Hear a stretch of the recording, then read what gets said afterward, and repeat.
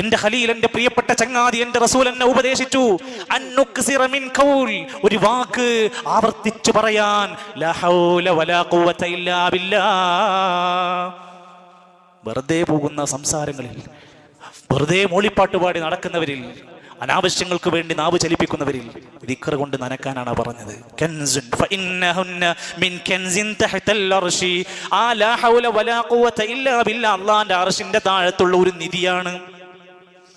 അബ്ദുല്ലാഹി ഇബ്നു ഖൈസ് റളിയല്ലാഹു അൻഹുവിനോട് നബി പറഞ്ഞു, ലാ ഹൗല വലാ ഖുവത ഇല്ലാ ബില്ലാഹ് എന്ന് നന്നായി പറഞ്ഞു. ഫഇന്നഹാ കൻസും മിൻ കുനൂസിൽ ജന്ന, സ്വർഗ്ഗത്തിലെ നിധിയാണ്.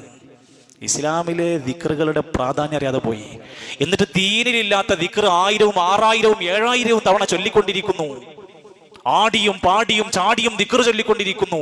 കത്തിയും മടാളൊക്കെ എടുത്തുകൊണ്ടുള്ള ദിക്റുകൾ ചൊല്ലിക്കൊണ്ടിരിക്കുന്നു. ദീനിലില്ലാത്തതിന് സമൂഹത്തിൽ ഭയങ്കര പോരിശയാണ്. ലാ ഹൗല വലാ ഖുവത ഇല്ലാ